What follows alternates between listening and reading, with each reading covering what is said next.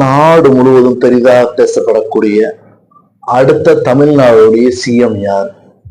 தாவேக்காவுடைய தலைவர் ஆக்டர் விஜய் அவர்கள் என்ன பண்ணுவாங்க, சிஎம் பதவிக்கு வருவாங்களா அப்படின்னு நீங்க பாத்தீங்கன்னா, அதற்கு முன்னாடி ஒரு விஷயத்த நீங்க தெரிந்து கொள்ளணும். அதாவது எஸ்ஆர் பொம்மையுடைய வழக்கு. எஸ்ஆர் பொம்மையுடைய வழக்கு என்னன்னு பாத்தீங்கன்னா, கர்நாடகத்துல அவங்க எஸ்ஆர் பொம்மையுடைய அவங்க இது முதல்வராக அவங்க இருக்கக்கூடிய சமயத்துல 1988 என்ன நீங்க பாத்தீங்கன்னா, புதிதாக என்ன பண்றாங்கன்னா ஒரு 13 பேர் என்ன பண்றாங்க, ஜாயின் பண்றாங்க அந்த கட்சியில, ஜனதா கட்சின்னு.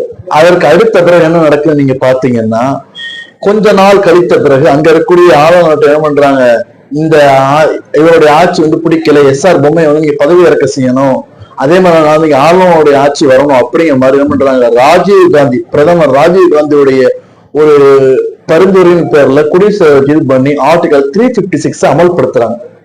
அந்த ஆட்சி கலைக்கப்படுது. அப்ப இது சம்பந்தமா என்ன பண்றாங்கன்னா, ஃபர்ஸ்ட் எடுத்தோம்னா கர்நாடகத்துல இருக்கக்கூடிய உயர்நீதிமன்றத்துல வழக்கு தொடர்றாங்க எஸ்ஆர் பொம்மை. அவங்க இந்த வழக்கை என்ன பண்றாங்கன்னா, தொடர்ந்து என்ன பண்றாங்க, உயர்நீதிமன்றம் ரத்து செய்யப்பட்டு விட்டது, தள்ளுபடி செஞ்சுட்டாங்க. அதே அவங்க அப்பீல் போகக்கூடிய சமயத்துல மேல என்ன பண்றாங்க, சுப்ரீம் கோர்ட்ல என்ன பண்றாங்க, 9 நீதிபதிகள் கொண்ட இந்த குழுவில பொறுத்தவரை அவங்க விசாரிச்சதுல ஒன்னே சொல்லிட்டாங்க, என்னன்னா கிளியரா இந்த வழக்குல பொறுத்தவரை, அதாவது தகுந்த காரணமின்றி அந்த மாநில அரசை மத்திய அரசு கலைக்கிறது அது கூடாத ஒன்று. அப்படி கலைக்கிறது அதுக்கு தகுந்த காரணம் இருக்கணும். அப்படி இது பண்ணா அது செல்லாத சொல்றதுக்கு நீதிமன்றத்துக்கு உரிமை உண்டு. மேற்கொண்டு என்ன பண்றாங்க, என்னென்னலாம் உரிமை இருக்குன்னு சொல்லிட்டு ரொம்ப கிளியரா சொல்றாங்க, கேளுங்க.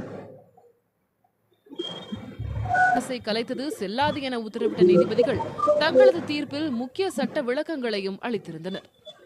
அதன்படி மாநில அரசை அதே போல இப்ப இந்த ஆட்சியில அப்படிங்கும்போது மெஜாரிட்டி அப்படிங்கறத நிரூபிக்கிறதா இருக்கட்டும், இல்ல அதுக்கடுத்து நாட்டுல பொறுத்தவரை தமிழ்நாட்டுல சிஎம் யார் வருவா அப்படின்னு போகும்போது, இன்னும் அதாவது தாவேக்காவோட 5 கட்சிகள், அதாவது காங்கிரஸ் 5 இது சேர்ந்த 113 ஆகிவிட்டது. இன்னும் ஒரு 5 தான் கிட்டத்தட்ட. அது சிபிஎம் இல்ல மார்க்சிஸ்ட் கம்யூனிஸ்ட் அப்படிங்கிறது மட்டும் இல்லாம விசிகா கூட நம்ம அதுல ஜாயின் பண்ணலாம். ஆனா இங்க பல விஷயங்கள் சிக்கல் கருதி எல்லாம் சைலண்டா இருக்காங்க. ஆனா எப்படி ஒரு 2-3 நாள்ல தாவேக்கா ஆட்சி அமைக்கும்